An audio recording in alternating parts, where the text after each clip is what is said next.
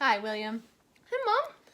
Today I want to talk about stories and how fun stories can be, and also kind of how important stories can be. Oh, sounds fun. Cool. I wonder if you remember a game that you and I used to play with Ari too, where you and Ari would take turns saying like 3 random things, like totally random things, and then Sean or I would have to tell a story about it. Do you remember this? Oh, yeah, that was fun. Is that kind of fun? Oh, wasn't there something about like fairies and otters in a river? Yes, and there was an avocado somehow, and I'm not sure how. No. It was one of those. It was like an artichoke or something. It was an odd vegetable plant thing. Definitely. Yes. All right, so I want to try that today with 3 random things. So your first task is to go find 3 random things in the house. Could be like maybe something from the kitchen, something from the living room, something from your bedroom or the bathroom or something. I don't know. 3 random things. Are you ready? All right. There are stories everywhere. You just have to find the random things and we'll tell a story. All right. All right, go ahead. Let's do this. All right, you're back. All right, I'm back. All right, what did you find? Let's see what you found. So, I've got a wick cutter, which is really old-fashioned and kind of fancy. Very cool. All right. This is a neat little thing because there's a trap door in it, in this box. So when you trim the candle wick, the trimmed part goes inside. But yes, Doesn't, very like, fly fancy, very old-fashioned. All right. I've got a Rubik's Cube, but it's not a cube, it's a tree. I got it from Christmas, so. A Christmas Rubik's tree. All right. And what else did you find? And I found this guy. And a rabbit. And a rabbit.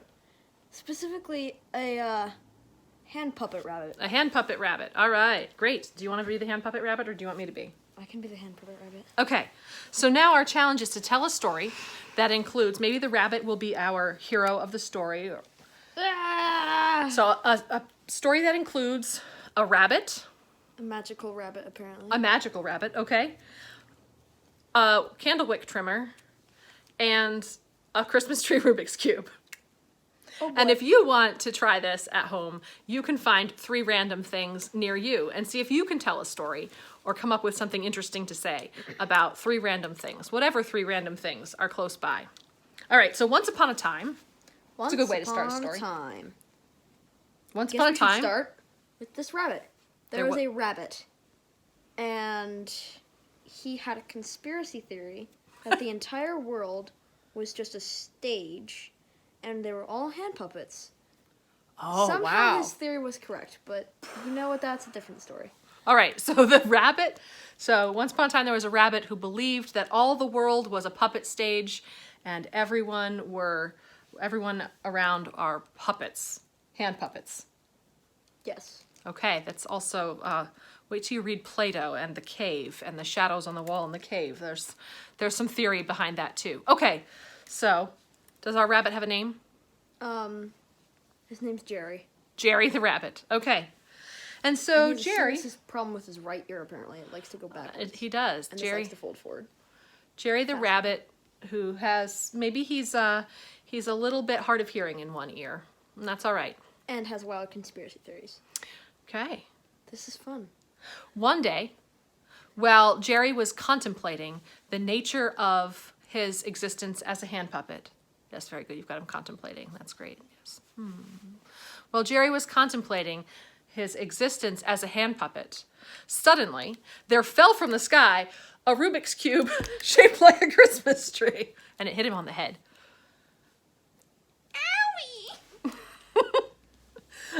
Jerry thought, well, this probably confirms my theory that the world is just a stage, and that was just a random stray prop, because surely there can't be any meaning in this Christmas tree Rubik's Cube. Unfortunately, he can't eat it, but... He couldn't eat it, and he really didn't have enough paw control to be able to mix it up and put it back together and, see what he could do with that. So it didn't do him a lot of good. He did wonder, however, about if the world was a stage, where did the light come from? The stage light, the light that seemed to come from the sun sometimes, but surely that must just be a spotlight. And all the many kinds of light in his life. He wondered about these things. Do you ever wonder about these things, Jerry? I wonder about these things. Where does light come from? Where does beauty come from? What is beauty, Jerry? And he saw a beautiful light, a warm, glowing light.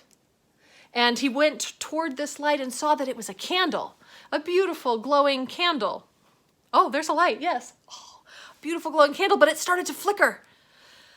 It started to flicker. There must be something wrong with it. The wick must need to be trimmed. So he got out his handy wick trimmer. And he trimmed the wick of the candle. And it burned better. It burned better. But in doing so, he realized that the candle was a real candle. It wasn't a prop. It wasn't a stage. Maybe the world isn't a stage. Maybe it's a real world after all. I'll say it in your good ear, Jerry. Maybe it's a real world after all. Wouldn't that be exciting? Jerry was filled with hope, and he was excited to see what would happen next. The end, or the beginning, of Jerry's new story. You may take a bow, Jerry. Hey.